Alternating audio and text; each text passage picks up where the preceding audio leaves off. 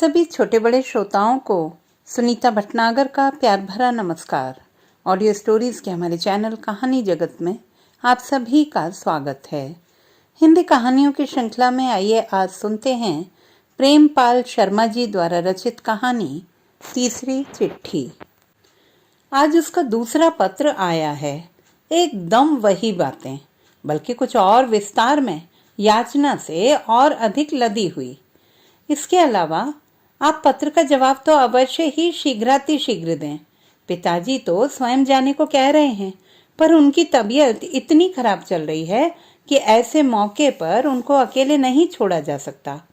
आप अपने ऑफिस का पता भी अवश्य लिख देना। पिताजी आप सभी को आशीर्वाद कहते हैं। मेरा आपको व दीदी को चरण स्पर्श। आपका आज्ञाकारी सुशील। पुनश्च कृपया पत्र का उत्तर अवश्य दें, जिससे मुझे यह पता चल सके कि पता सही है। पत्र मैंने पढ़ा और ज्यों का त्यों तह बनाकर मेज पर रख दिया। दफ्तर से आते ही किसी और जिम्मेदारी से मानो बचने का मौका ढूंढ रहा हूं। पहला पत्र आए अभी 20 दिन ही हुए होंगे कि दूसरा भी आ गया। क्या जवाब दूं? बेचारा रोज आस लगाता होगा, आज कुछ आए कल कुछ आए। कुछ तो लिख ही देना चाहिए था। यही लिख देता कि तुम्हारा पत्र मिल गया है, पूरी कोशिश कर रहा हूँ, ईश्वर ने चाहा तो जल्दी काम बन जाएगा। 20 दिन पता नहीं कब निकल गए। पिछला पत्र जब आया था तो अगले दिन ही कोहली साहब से पूछना था, पर ऐसी मारामारी रहती है कि बात दिमाग से कब रपट गई कुछ पता ही नहीं चला। ये फाइल, ये पार्लियामेंट क्वेश्चन, यहाँ मीटिंग, वहाँ भागो, तो कभी बॉस का ब्लड प्रेशर रोकने में अपना हाई होने लगता है। दफ्तर जाओ तो मानो किसी अंधेरी सुरंग में घुस गए हों। टॉयलेट तक जाना याद नहीं रहता। कल तो जरूर कोहली से पूछूंगा या खुद जाऊंगा। उसके किसी साले वाले ने रोहतक रोड पर कोई फैक्ट्री लगाई है। बीए तो शायद सुशील है ही। या ऐसा करता हूँ, इधर कोहली के कान में डाल देता हूँ और उधर उसे चिट्ठी डालकर सारी योग्यता, सब्जेक्ट आदि पूछ लेता हूँ। पूछने को तो अग्रवाल से भी पूछा जा सकता है, पर वो शायद हाथ रखने ना दे। एक बार वैसे उसने स्वयं कहा था कि कोई आदमी बताओ, अंग्रेजी में साइन वाइन कर लेता हो, पर हो विश्वसनीय, ईमानदार, जो चारों ओर नजर रख सके। तब दिमाग में आया ही नहीं। क्यों मणि पूछूं वाशने से? आपकी मर्जी है। उसका रिजर्वेशन हो गया था उस दिन। 4 में से 1 बर्थ मिल गई थी, पर मुझे उससे पूछने में बड़ी झिझक लगती है। बड़ा काइया सा है वह। साला इधर उधर गाता फिरेगा कि मैंने ये किया, मैंने वो किया। पैसे की बात भी खोलकर नहीं कह सकते। कुछ दिन काम करेगा तो पैसे भी ठीक ठाक दे ही देगा। पहले पता तो करो कि पोजीशन क्या है। नहीं, मैं कर लूंगी पैसे की बात तो। हंसी हंसी में पूछ लूंगी मैं। ठीक है, पर उसकी फरमाइशों के लिए भी तैयार रहना। आज मेरे साले की टिकट ले आना, शिमला जाओ तो अपनी सी जर्सी मुझे ला देना, और पैसे के नाम पर चुप्पी। तुम भी फिर ट्यूटर करती फिरोगी तो क्या हो गया? आज के ज़माने में यह सब तो करना ही पड़ता है। अपना कोई काम अटका होता तो नहीं करते ये सब।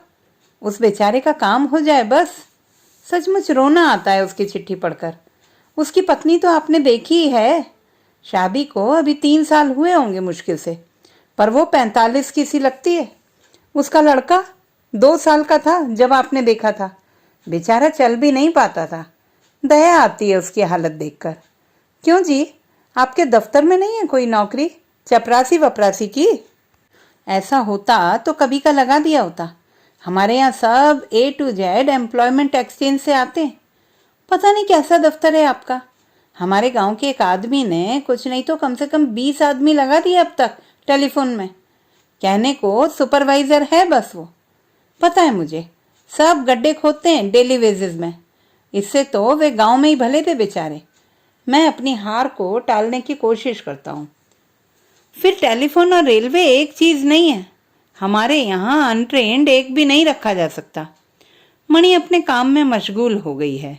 मैंने अखबार खींच लिया है। तीसरा पेज, 25 वर्षीय युवक द्वारा आत्महत्या। कहा जाता है कि उसने बेरोजगारी से तंग आकर अपनी जान दे दी। बेरोजगारों को विदेश भेजने के नाम पर लूटने वालों का सरगना गिरफ्तार। आखिर इतनी नौकरी भी कहाँ से आए? पता नहीं ये लोग कैसे लगा लेते हैं। हर जगह टेस्ट होता है, इंटरव्यू होता है। तेरा मेरा आदमी कैसे लग जाएगा?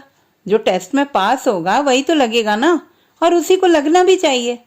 उसे लिखे देता हूँ, जैसे ही कोई जगह निकलेगी मैं फॉर्म भेज दूंगा। मेहनत से पढ़ना शुरू कर दो। जिस किसी किताब की ज़रूरत हो मुझे लिख देना। मेहनती आदमी को अभी भी कोई रोक नहीं सकता। आदि आदि। फिर भी कुछ तो लगते ही हैं इस उसके सहारे।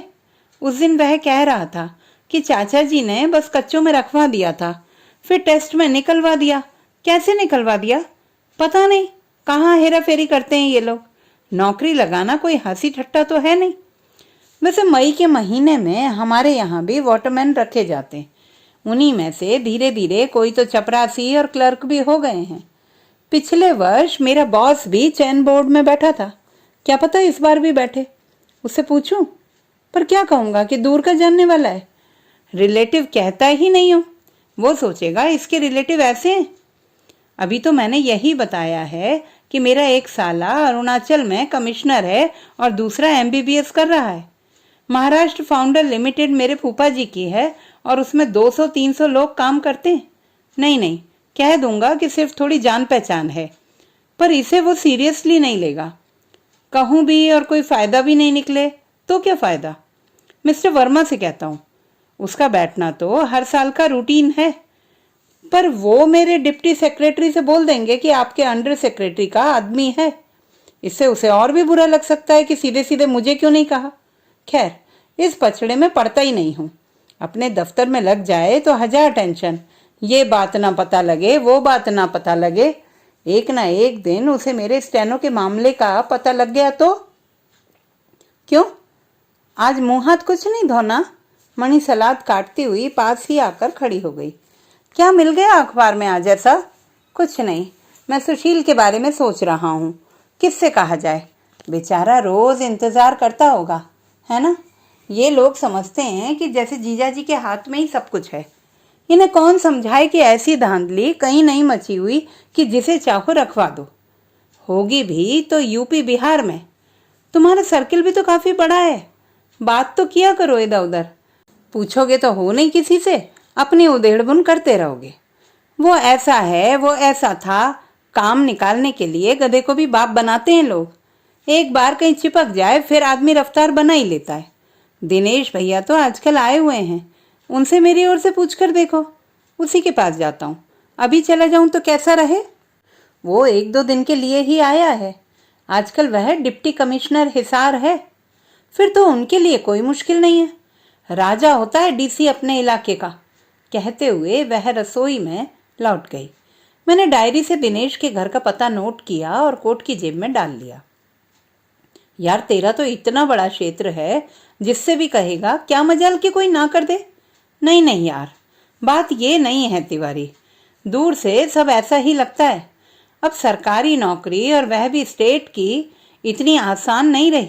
आए दिन विजिलेंस के छापे पड़ते रहते हैं और कब कौन किस में फांस दे पता ही नहीं लगता। और ये अखबार वाले तो जैसे इसी ताक में रहते हैं, किसी में भी लगवा दे यार। एग्रीकल्चर, हार्टिकल्चर, कल्चर, कैनाल, जहाँ लग सके। मणि ने स्पेशली तुमसे कहने को कहा है।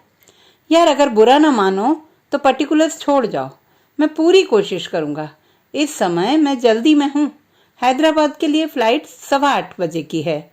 उसने घड़ी देखी और उठ खड़ा हुआ। बुलबुल, ये मेरे बहुत पुराने मित्र हैं तिवारी जी, ये बिना नाश्ता किए नहीं जाने पाए। मैंने पर्टिकुलर्स उसकी बुलबुल को दे दिए। उसने शॉल में से जरा सा पंजा निकाल कर कागज ले लिया। छोड़ जाओ, मैं भिजवा दूंगी। 3 महीने तो ये अब ट्रेनिंग पर हैदराबाद ही रहेंगे, उसके बाद ही शायद कुछ कर पाए। उस आवाज में मौसम से भी ज्यादा सर्दी थी। आप प्लीज याद दिलाती रहना, इसकी नौकरी लग जाए तो जिंदगी भर आपको याद रखेगा। मैं आहिस्ता से नमस्कार करके वापस हो लिया। गेट की सिटकनी लगाते हुए बस इतनी सी आवाज कानों को छू गई। एक दिन को भी साहब आए तो नौकरी वाले चैन नहीं लेने देते। जाने कहाँ कहाँ से आ धमकेंगे, खुफिया पुलिस की तरह, जैसे साहब के पास कोई टकसाल हो नौकरी की। इन्हें नौकरी भी दो और चाय भी पिलाओ। दिसंबर की ठंडी हवा के बावजूद मेरी शिराओं में गर्माहट महसूस हो उठी है। मैं क्यों आया यहाँ? लगे नहीं तो नहीं लगे, मेरी बला से। डीसी की घरवाली होगी अपने लिए। मेरे दिमाग की फाइल बिखर गई है। 15 वर्ष पहले बीएससी किए हुए 2 साल हो गए थे। नौकरी के नाम पर कुछ टेस्टों की तारीखें, बस। सरकारी नौकरी ही क्यों, हर नौकरी मुझे औरंगजेब की सूबेदारी नजर आती थी। दिल्ली पब्लिक लाइब्रेरी में जब श्याम बाबू ने बताया कि उसकी पत्नी भी पूरे 500 की नौकरी करती है, तो वो मुझे किसी पैगंबर सा लगने लगा था। मैं जब भी उससे मिलता कुछ न कुछ नौकरी के बारे में सलाह मशवरा जरूर करता। गर्दिश के इन्हीं दिनों में एक दिन जीजा जी आए और मुझे अपने किन्हीं परिचितों के पास ले गए। रास्ते भर वे ये बताते रहे कि वे कितने मिलनसार आदमी हैं और कैसे आज बढ़ते बढ़ते सेक्शन ऑफिसर, गजेटेड ऑफिसर हैं। देखना तुम, घमंड तो उन्हें छू भर भी नहीं गया है। पिछली बार मैं जब आया था, पड़ोस के बच्चों के साथ क्रिकेट खेल रहे थे। अपनी बहुत कद्र करते हैं। भाई आप मिलते रहिए या फोन कर लिया करें, फोन नंबर नोट कर लो। उन्होंने चाय खत्म होते ही कैंची नुमा वाक्य छोड़ा। फोन तो मैं कहने वाला ही था कि जीजा जी ने बात छीन ली। खुद मिल लिया करेगा, इसे करना ही क्या होता है दिन भर। आपसे मिलता जुलता रहेगा तो कुछ सीखेगा ही। ठीक है, मैंने नतमस्तक होकर स्वीकार किया। मैं दफ्तर पहुंचते ही उनके पैर छूता और उनके आदेश के इंतजार में खड़ा रहता। पहली बार तो उन्होंने 2 मिनट के लिए समाचार लिए दिए थे। उसके बाद उन दिनों की बात सोचकर मन कसैला हुआ आया। मैं पैर छूकर खड़ा हो गया हूं और वे बिना कुछ पूछे कोई पेपर हाथ में लिए बाहर चले गए हैं। मैं घंटों इधर उधर ताकता रहता, कॉरिडोर, टॉयलेट, सब जगह। टॉयलेट में जाता तो उसकी दीवारें पढ़कर समय गुजारता। दूर से लगता कि अब आए तब आए। कितनी ही बार ऐसा हुआ कि वे नहीं आते और उनके कर्मचारी मुझे डांट कर बाहर कर देते। जब वे आए तभी कमरे में घुसना, काम बोलो क्या काम है। मेरा चेहरा निर्जीव हो उठता। वे हर बार मुझसे अर्जियां लेते और कहते कि मैंने उन्हें आगे दे दिया है। वे खटपट अपने मेज की दराज खोलते, यह जताने के लिए कि मैंने बड़े ध्यान से रखी हुई हैं और कि मुझे हर समय याद रहता है। पर अगले ही पल सच्चाई उगल जाते कि मैं रखकर भूल गया हूँ, तुम दूसरी दे जाना। मैं दूसरी एप्लीकेशन अगले सुबह ही दे आता। मुझे उन दिनों कोफ्त नहीं होती थी। भिखारी को शायद गुस्सा इसीलिए नहीं आता। मुझे अंग्रेजी की टाइप आती थी। उनके यह कहने पर कि हिंदी की आती तो मैं जरूर लगवा देता। मैंने हिंदी की भी सीख ली। हाँ, उनकी कहीं एक शर्त मैंने पूरी नहीं की कि यदि तुम बीकॉम होते तो तुम्हारी नौकरी लगाना बाएं हाथ का खेल था। पर क्या करूं, तुमने बीएससी किया है। उस दिन बस इसी बात पर काम बनते बनते बिगड़ गया। फिर भी पूरी कोशिश कर रहा हूं। काश वे ईमानदारी से कह देते कि मैं कुछ भी नहीं कर रहा, ना ही कुछ कर पाऊंगा। तो क्या मैं सुशील को यही लिख दूं कि भाई मेरे हाथ में कुछ भी नहीं है, हर जगह योग्यता चाहिए, टेस्ट में पास होकर ही नौकरी लगेगी, और यह है कि मैं झूठे आश्वासन देकर आपका वक्त जाया नहीं करना चाहता। झूठे वायदों के लिए नेता ही बहुत हैं। पर यह बात तुम तब भी कह सकते थे जब उसके बूढ़े पिता ने याचना भरे हाथों से तुम्हारे हाथ को चूमा था और सुशील ने झटपट पैर छू लिए थे। किसी ने तुम्हारा परिचय दोहराया था। ये हैं Anand Mohan Tiwari, under secretary rail मंत्रालय। ये डिप्टी कलेक्टर के बराबर होते हैं। इस गांव के धन्य भाग जो इनके कदम यहाँ पड़े। और तुमने लोगों के चेहरों पर अपने लिए उपजे सम्मान को देखकर कबूतर की तरह आंखें मूंद ली थीं। कोई बात नहीं बाबा जी, इसे बीए करते ही मेरे पास भेज देना। आखिरी साल है ना तुम्हारा? मैंने सुशील से पूछा। या तो सीधे आ जाना या पहले चिट्ठी डालकर पूछ लेना। बूढ़े पिता की आंखों में संतोष की कैसी छाया समा गई थी। उनके मुख से आशीर्वाद की झड़ी लग गई। अब 2 साल बाद उसका पत्र आया है और तुमने एक बार फिर कबूतर की तरह आंखें बंद कर ली हैं। मेरी पत्नी ठीक ही कहती है। क्या हो तुम, बस अंडर सेक्रेटरी? कोई क्या चाटे इसे? तुम किसी का इतना सा भी काम नहीं करा सकते? दूसरों को छोड़ो, अपना ही नहीं करा सकते। उस दिन राशन दफ्तर भेजा था बच्चे का नाम जुड़वाने के लिए, उसने मना कर दिया तो चुप आकर बैठ गए। वर्मा को देखो, राशन इंस्पेक्टर घर आकर उसके भतीजे का नाम कार्ड में जोड़ गया है। यहाँ अपना बेटा अपने कार्ड में ही नहीं है। दिवाली पर देखें कितने डिब्बे आते हैं उसके यहाँ मिठाइयों के। तुम तो उल्टे 2-4 किसी को खरीद कर दे देते हो। बस 1-2 किताब पढ़ ली तो समझते हो कि मेरे जैसा तो विद्वान ही कोई नहीं है। लोग किताब भी पढ़ते हैं तो बस में, सफर में, आपकी तरह वक्त कोई जाया नहीं करता। लिए सो बैठ गए मुंह पर किताब रखकर। मेरी मम्मी कहती हैं किताब खोलकर तो कोई भी बैठ जाए, सबसे मौज का काम है। पता नहीं आनंद मोहन कैसे अफसर हैं, न जीप न कार न कोई नौकर चाकर। मेरे दिमाग में बहस छिड़ गई है। तो मैं क्या डांका डालूं? दिवाली पर उनसे डिब्बे के लिए अनशन कर दूं? मेरा मतलब यह नहीं है। हर आदमी का कुछ स्टेटस, कुछ रौब होता है। हाँ होता है। तब जब उन्हें लगे कि एक डायरी के बदले कितना सेल्स टैक्स चोरी किया जा सकता है, कि एक मिठाई के डिब्बे से कितने खतरनाक कामों से साहब की निगाह बचाई जा सकती है, मुझसे ये नहीं हो सकता, तो ये कहिए ना। आदमी फिर अपने को समझे भी नहीं, लोग जाने क्या समझते हैं। आज इतने दिन हो गए, कुछ हुआ सुशील के काम का? उस दिन गांव का एक आदमी आया था, साफ कह गया आप उसके पत्र का जवाब तक तो देते नहीं। बेचारा आपसे तभी से उम्मीदें लगाए बैठा है। कह रहा था कि मणि दीदी से एक बार फिर कहना। मैं अपना सा मुंह लेकर रह गई। नहीं हुआ तो मैं क्या करूं? जो भी जानने वाले थे सभी से कहकर देख लिया, मैं इससे ज्यादा और क्या कर सकता हूं। आज उसके लिए पत्र भी लिख लिया है, पोस्ट कर दिया। तुम्हारी परमिशन के बिना कर देता क्या? देख लो, कुछ जोड़ना घटाना हो तो। मुझे क्या जोड़ना घटाना है? कहते हुए उसने पत्र की तह खोल ली। प्रिय सुशील, तुम्हारा पत्र कल ही पढ़ने को मिला। कल ही टूर से वापस आया हूँ। मणि भी साथ ही थी। अच्छा, उसने मेरी ओर घूर कर देखा। क्या विलायत गए थे? शाबाश धर्मराज के। पहले पढ़ लो, जो कुछ बोलना है बाद में क्या लेना। यह भी कोई लिखने की बात है कि मैं कोशिश कर रहा हूँ? कोशिश तो आप पिछले 3 साल से कर रहे हो। हुआ कुछ? उसे बेकार झांसा क्यों देते हो? कुछ दिन बाद कह दोगे कि तुम ओवर एज हो गए। और ये क्या कि गांव में कोई विशेष काम वाम ना हो तो आ जाओ, 2-4 जगह जाओगे आओगे तो काम तो हो ही जाएगा। काम क्या तुम्हारे देवता कर देंगे जी? घर में रहने की जगह है, जैसे तैसे गुजर कर रहे हैं, ऊपर से ये खर्च। और मुझसे नहीं होती किसी की चाकरी। अब 2 साल आपका भाई रहकर गया है, अब किसी तीसरे को बुला लो। सारी उम्र इसी में जुटे रहो। कोई नौकरी है तो लिखो, वरना यह सब कुछ लिखने की जरूरत नहीं है, समझे? कहकर उसने पत्र वापस कर दिया। तो जो आपको लिखना हो वह लिख दो। जवाब तो तुम भी लिख सकती हो, मुझे क्या पता। मेरे पास यही एक काम नहीं है। लिख दो कि मेरी यही औकात है, बस। और क्या? मैंने पत्र को मोड़ कर फाड़ दिया। ठीक है, जब तीसरी चिट्ठी आएगी तब देखा जाएगा।